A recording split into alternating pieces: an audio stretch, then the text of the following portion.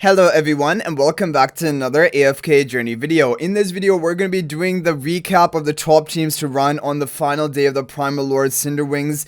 As you guys are watching this video, you will be able to get an attack in for today, and then right after reset there will be probably 5 to 10 minutes where you'll be able to get in an attack, but then the boss is going to go down very quickly. So you can use these teams in that window, or if you haven't attacked yet today, you can use these teams. This is going to be the Yapala infographic. I'll leave a link to the Discord in the description of this video. Now, as you guys can see, the Baelran teams are the only ones which are getting to that 19.8 or higher billion damage. However, they're also high on RNG. All we know is that at a certain level of upgrades, the RNG does become less. However, for most people, they're going to be facing RNG no matter which team that you run. So I'm going to talk through these teams, but the important thing is to lock in a decent score with either the Zany or the Ravion team, and then you want to come up here and try all of your additional chances on the Baelran teams. Okay, now as for the minimum requirement for the Baelran team, people were wondering, do you need a plus 10 exclusive equipment of Kruger? No, you don't. I'm going to show you a record that got a 19.8 billion damage score with a plus 5 exclusive equipment of Kruger. However, of course, he got lucky. He hit the RNG. And for players who don't have, like, maxed out Paragon, maxed out exclusive equipment plus 20 on multiple heroes, then you are going to need RNG in your favor to get any decent score with the Baelran teams. Unfortunately, that is just the case. Now, just reading this point over here is that Grovetrap spell can technically work on any single team that you run, and if you're not able and you're a low resonating level, maybe 570, 580, and you're not getting a full 3x cycle, then Grovetrap spell is the team that you should try no matter which team that you're going to be running. So that's just a point about the Grovetrap artifact.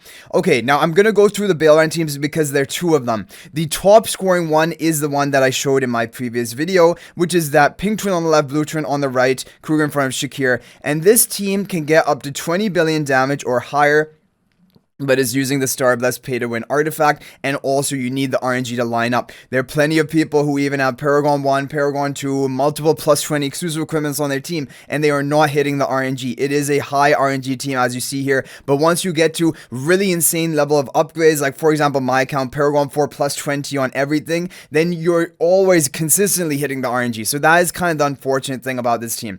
Now the other team from Nestor-san and this Frosty Rainies, this is going to be a little bit more consistent, but still there is RNG to this team. It's not like this Grovetrap spell team is just going to be consistent for everyone, but it does seem maybe slightly more consistent than the high RNG Star Blessed team. And the only difference here, which is very important, is a blue twin on the left, pink twin on the right. Make sure if you're going to run this Grovetrap team, don't just, for example, change artifacts and run this same Frosty Rainies Gamba team, because that one has pink on the left, this one has blue twin on the left. So that's an important kind of a distinction.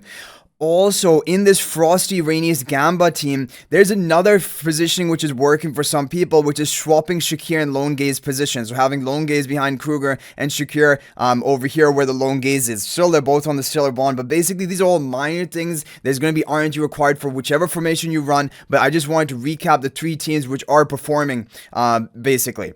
Okay, now there are these Aliceth teams. Now, these Aliceth teams are a little bit weird because you're going to need Supreme plus 15, plus 20 exclusive equipment Aliceth, and then you also need RNG, and if all of that lines up, you are going to get a pretty good score with these teams. Like, these teams are able to hit up to 19.7, 19.8 billion damage, but again, you're going to need high level of upgrades. So like, for example, most people will just be running the Baelran team at that point. However, for some specific cases, if you have Aliceth build, you don't have Baelran or something, and you want to try the RNG on these teams, you can run them.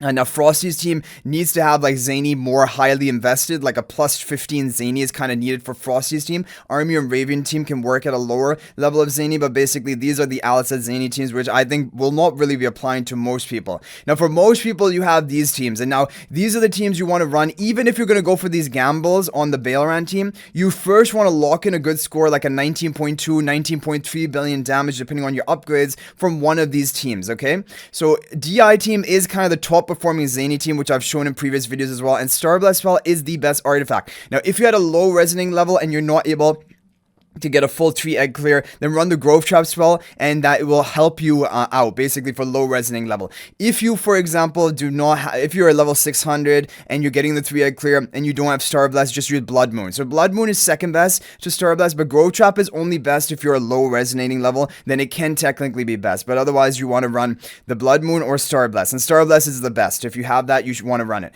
You can try Prince and Love Zany team as well. This is also performing for some people. However, DI on average is just slightly better, although they both can get up to 19.3 billion damage. Then you have the Ravion team. So if you don't have Zany build, you don't have Baelran, or you don't want to gamble, and even before you gamble, make sure you lock in a good score with the Ravion team. Star Blast is the best, but Blood Moon is second best, and Grovetrap for the lower resonating level. A bit more consistency. As you see here, blue turn on the right, pink turn on the left, Shakira and Longes on the Stellarbond, Kruger, Mikola, and Ravion. This is a very good team, and also it's probably the most free-to-play budget-friendly because, like, there are a lot of people who don't have Zany built. Of course, no one has Aliceth built, generally speaking. And then Baelran, the thing is, even if you have Baelran built, these are high RNG teams, so you still need to lock in a good score with an alternate team first, and this one can get the job done. This one can get up to 19.2 billion, but yeah, slightly worse than Zany. And then you have Plasky team, so if you don't have Ravion, you don't have Zany, you don't have anything, and you just want a decent team, decent score, Plavsky is still good, but it cannot compete for the top scores, and you can run anything. Star Blast, Blood Moon, Grovetrap, lower resonating level, run Grovetrap. If you're level 600 and you don't have Star Blast, run Blood Moon. If you have Star Blast, just run it.